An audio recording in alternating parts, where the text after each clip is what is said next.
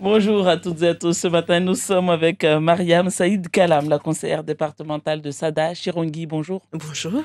Merci d'être avec nous ce matin. La crise de l'eau que nous subissons actuellement impacte très fortement notre vie quotidienne, que ce soit les écoles, l'économie mahoraise, la vie de famille, etc. Et on a le ministre des Outre-mer qui propose la création d'un établissement public de l'eau avec la participation des communes, du département et de l'État. Est-ce la fin des eaux de Mayotte? Non, je ne prends pas les choses comme ça, hein. Bonjour à tout le monde et bon vendredi. L'établissement public, hein, que nous, au département, on a porté aussi, c'est pour moi le point positif, c'est de fédérer. Parce que là, le département a la compétence d'entretenir les rivières de Mayotte. Et on a les eaux de Mayotte qui sont là aussi pour de nous produire de l'eau. Donc pour moi, c'est une manière de fédérer tous les partenaires autour d'une table et d'étudier, de trouver une solution commune. Qu'est-ce qui ne va pas? Parce que tous ces leviers doivent être actionnés. Est-ce que c'est pas une manière de dire parce que les eaux de Mayotte est gérée par nos élus communaux, est-ce que c'est pas une manière de dire qu'ils n'ont pas été à la hauteur des enjeux? Je ne prends pas les choses comme ça. On manque d'infrastructures, on n'a pas d'eau. Ça veut dire que quelque part, il y a eu une faille qui est aussi quelque part appuyée par le dynamisme démographique qu'on a sur le territoire, parce qu'il faut qu'on trouve des solutions à long terme. On a toutes ces choses qui font qu'aujourd'hui, on manque d'infrastructures. La population est assez dense sur le territoire et on n'a pas pu anticiper et on se trouve coincé. On cherche à dégager des solutions. Le gouvernement nous accompagne. Il faut qu'on prenne toutes les propositions qu'on a, on les étudie, on avance. Est-ce que ça ne rappelle pas une autre dissolution, celle du SNIAM? Je l'espère pas. En tout cas, les élus que nous sommes, c'est pas pour nous la solution. La solution, c'est d'aller appuyer la structure, c'est de porter des solutions, c'est de fédérer de manière à ce qu'on puisse plus avancer. Vous pensez que la dissolution du SNIAM n'aurait jamais dû avoir lieu? En tout cas, il y a des conséquences sur le terrain. Exemple, je vais vous demander de développer. On a des conséquences sur le terrain dans la mesure où on continue à crier l'insuffisance des salles de classe dans les primaires, alors que l'objectif, on était parti d'un constat, c'est que le SMIAM n'arrive pas à suffisamment construire les salles de classe dont on n'arrive pas à développer. Force de constater que jusqu'à là, c'était pas la solution. Derrière tout ça, on voit la même mise ou l'intégration de l'État dans ces structures, parce qu'avec cet établissement public de l'eau, l'État fait son entrée également là-dedans. Comment vous voyez ça? Vous savez, on a la compétence. On n'arrive pas, on n'a pas réussi à éviter des crises aussi intenses à la population de Mayotte. On n'a pas d'eau dans nos foyers. Nos enfants ne peuvent pas aller à l'école avec les conséquences sanitaires aiguës, parce que ça, il ne faut pas l'oublier. On a une population très pauvre. Il y a des foyers qui n'ont pas accès à l'eau potable, il y a des foyers qui n'ont pas accès à l'eau tout court. Et là, ça ajoute ceux qui ont accès à l'eau, qui ne peuvent plus avoir de l'eau pendant 48 heures là en ce moment, dans certaines zones, en tout cas chez moi. Et on nous demande de laver les mains. Comment? On nous demande de prévenir les maladies contagieuses telles que la diarrhée ou autre. Comment le faire? C'est des choses quand même très difficiles. Donc si aujourd'hui on a l'État qui s'y mise pour essayer de dégager des solutions, on ne peut pas, en tout cas l'État ne peut pas être spectateur dans ces conditions-là. Mais est-ce que ça ne participe pas à cette vision que certains peuvent avoir et on l'entend souvent du préfet ou même des ministres qui arrivent ici qui disent c'est d'abord la compétence des élus locaux. En soulignant ça, ça sous-entend qu'ils n'ont pas été à la hauteur des enjeux et qu'aujourd'hui on est obligé de faire appel à l'État, une espèce de paternalisme presque. En tout cas, nous sommes des élus de proximité. On doit être acteurs dans ces compétences. On doit être source de propositions. Force est de constater que parfois, on passe un peu notre vie à taper, à se taper. L'État n'a pas fait.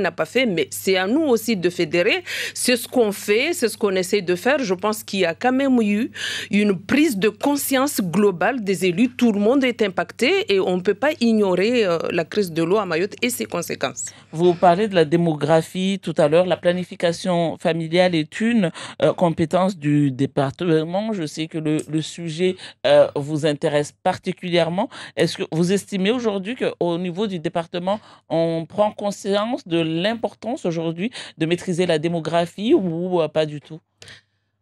Tous les sujets qui impactent sur la vie de la population de Mayotte m'intéressent, m'interpellent.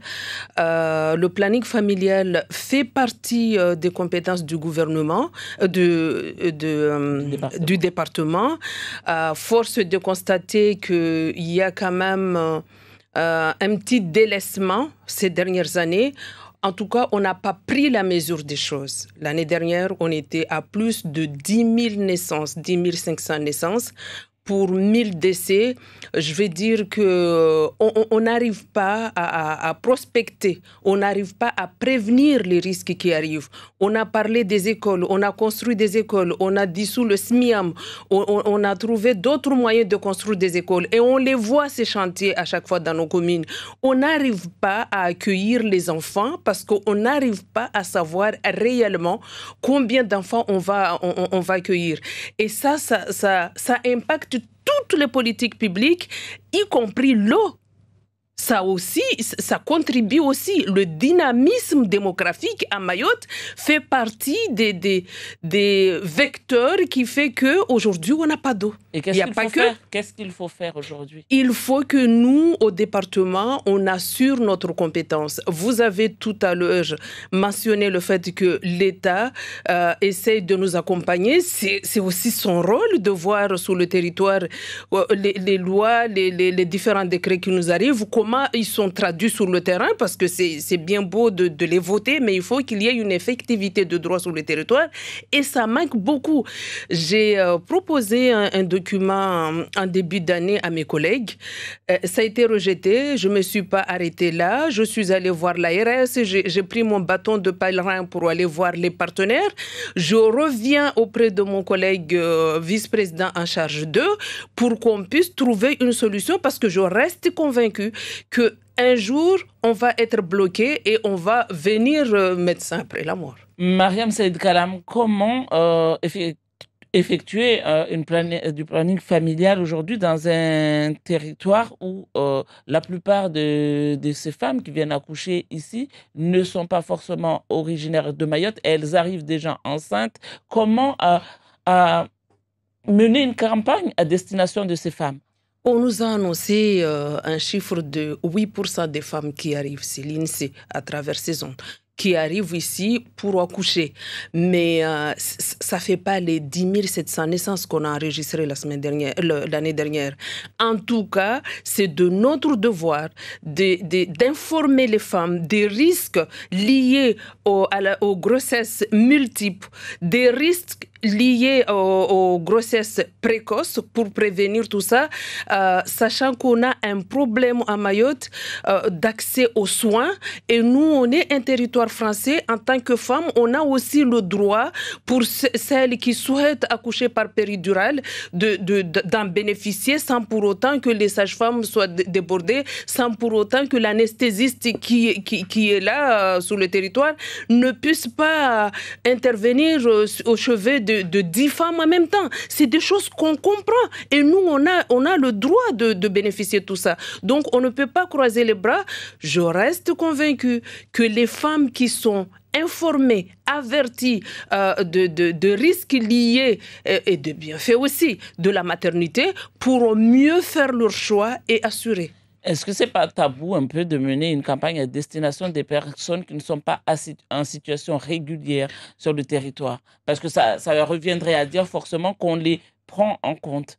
Ça revient à dire que nous, les élus locaux, on ne doit pas travailler alors. Parce que ça, les frontières relèvent en tout cas de l'État. Mais la population est sur le territoire. En tant qu'élu de proximité, en tant qu'élu local, ce qui importe, c'est que nous, on soit au service de la population. C'est à nous aussi de pousser, c'est ce qui se fait. Les voix s'élèvent pour dire que l'immigration incontrôlée à Mayotte, c'est quelque chose qui nous plombe dans une situation d'insuffisance de ressources en permanence et ce n'est pas vivable. Mais au même moment, il faut qu'on attaque aussi nos compétences, on essaie de les assurer. En tout cas, des femmes étrangères ou pas, elles sont sous le territoire et les Mahoraises qui sont là, qui font le choix de faire des enfants, elles ont aussi le droit d'être accompagnées dignement pour mettre au monde leur enfant dans les bonnes conditions. Je parle des suivis des grossesses, je parle de choix de pouvoir bénéficier des péridurales, je parle aussi de la possibilité pour celles qui ne peuvent pas procréer naturellement d'être accompagnées comme dans les autres départements français, de manière à ce qu'ils puissent aussi tenter leur chance. Tout ça ne peut pas se faire parce que les hôpitaux sont débordés. La MDPH Meuzon, que vous connaissez bien, est dans la tourmente. Un préavis de grève illimité a été déposé pour prendre effet à partir de lundi prochain. Le poste de la directrice est à pourvoir à partir de janvier prochain, bien que tout le monde salue le travail effectué. Comment voyez-vous cela ? Je siège à la MDPH, je suis membre de la commission depuis peu de temps parce que je suis arrivée à l'issue des partiels de 2022. Je constate tout simplement, je dirais tout simplement que un préavis de grève d'un personnel, ça se gère autour d'une table. Des discussions pour trouver une solution. On a eu notre réunion le 12, c'est là où, autour d'une table, on a pris connaissance de la situation parce que c'est là où on a reçu les agents. On continue à travailler ensemble, mais pour l'instant, en tout cas jusqu'ici, jusqu'au 12, quand on a découvert la situation, le vice-président, le président délégué avait géré un certain nombre de choses qui n'étaient pas portées à la connaissance de la commission.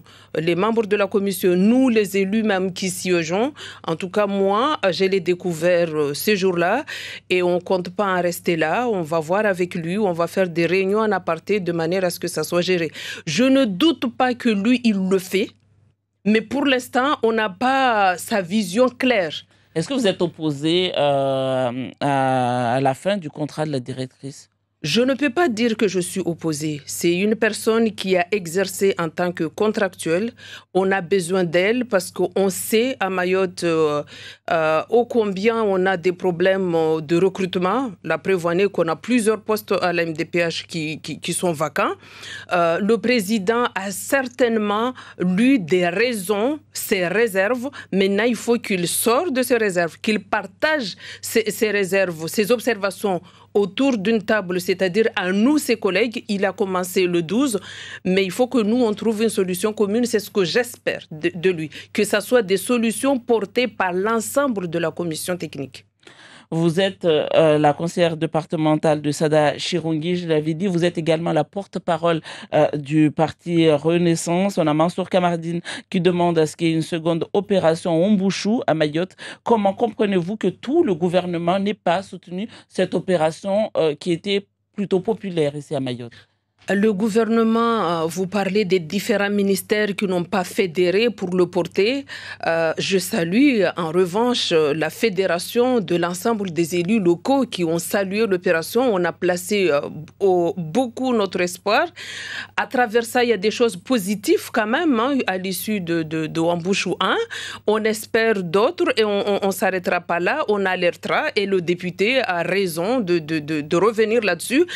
Si lui, il revient à la charge, c'est parce qu'il a vu que sur le terrain, il y a eu quand même des avancées par rapport à Ombouchou. Moi, je parlais à la porte-parole que vous êtes du Parti Renaissance. Quand votre parti ne soutient pas une opération soutenue par les élus locaux, comment vous les interpellez au niveau national et puis comment vous vivez ça personnellement? On le vit comme les élus locaux que nous sommes avant tout. Je suis la porte-parole localement de Renaissance, mais je suis un élu local qui vit les choses au quotidien et qui soutient avant tout la population de Mayotte. Donc, bien sûr, je suis confrontée à la situation d'insécurité sur le territoire et je fais aussi parler de ma voix.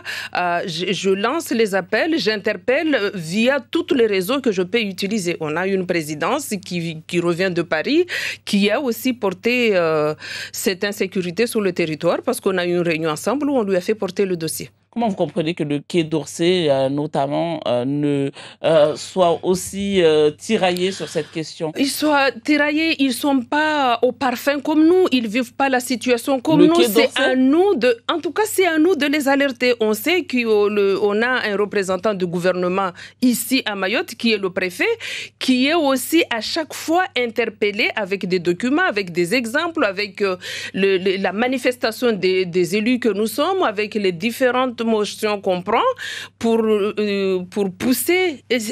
C'est comme ça, sinon on n'allait pas être là aujourd'hui avec une immigration qui nous dépasse complètement. Et c'est la fin de cet entretien. Merci beaucoup, Mariam Saïd Kalam, d'avoir été l'invitée. Merci à vous et bon vendredi.